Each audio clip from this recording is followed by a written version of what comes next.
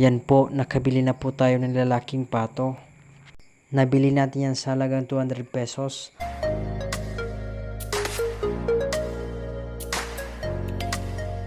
Mapagpalang araw po mga kabakyard. Welcome sa isa na namang episode ng Backyard Farming. Malit mong lupa, gawin nating libangan at pagkakitaan. Ito po pala mga kabakyard ang update sa ating mga alagang mga manok. At yan po na pato. Yan po, nakabili na po tayo ng lalaking pato. Nabili natin yan sa halagang 200 pesos para may asawa na yung dalawa nating pato. Dahil di naman dadami kapag walang lalaki. Ayan pala ay nagsasampa na. Pero itong dalawa nating pato ay di pa nagpapasampa. Dahil di pa man ito matured. Dito na muna sila sa manukan. Pansamantala dahil di pa naman tayo nakakagawa ng kanilang kulungan. Yan pala mga kabakyard ay di ko pa po yan kikilala kung babae yan. Dahil yung sa may mukha niya ay kaparehas ng nabili natin na lalaking manok. Pero sana yan ay babae para dalawa ang masampa ng barako nating pato. Pag yan ay lalaki, diretso yan sa kawali. Dahil pag marami ang lalaki, sayang naman sa ating binibigay na patuka.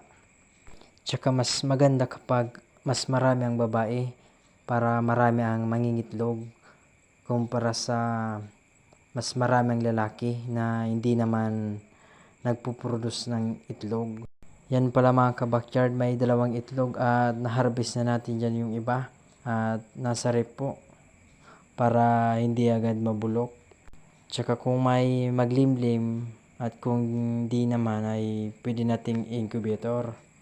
Kahit abutan pa yan ng 1 week, basta nasa rep lang, nasa chiller ay di po mamamatay ang kanyang similya. Pagka maulan mga kabakyard, ang diskarte natin na ginagawa dito ay di natin binibigyan ng tubig o yung painuman para hindi sila magkasipon. Dahil kapag ang paligid, ang klima ay malamig at saka binigyan pa natin sila ng tubig, mas dudoble po ang kanilang nararamdaman na lamig, kaya't nagkakasipon sila.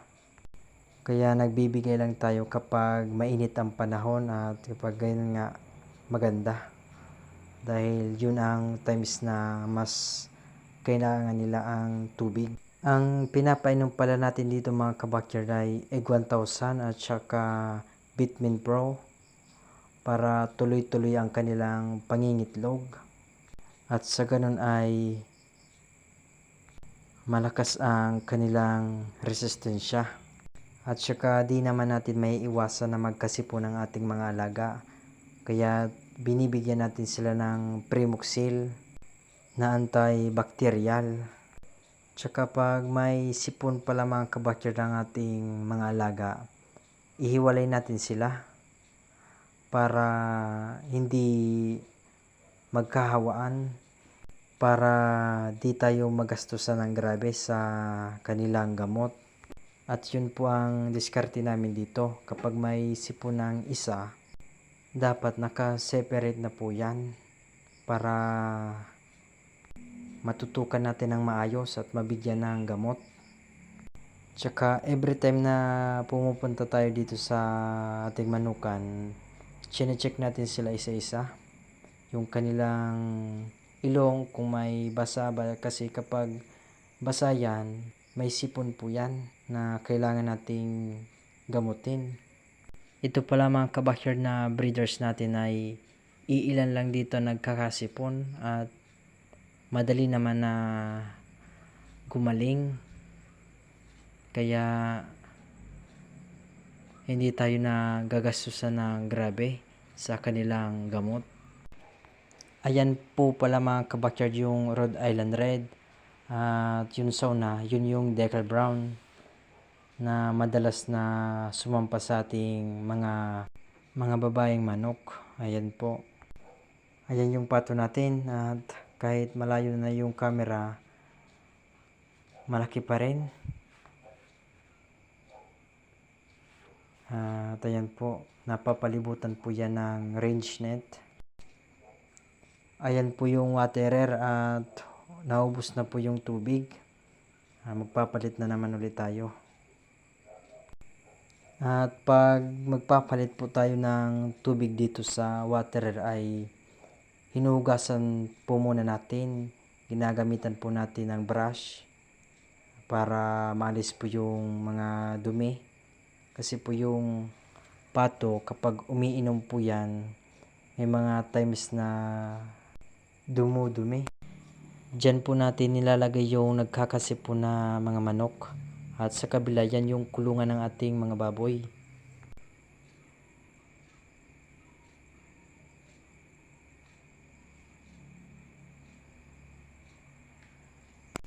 Ito po pala ng mga alaga natin ay iba-iba po ito.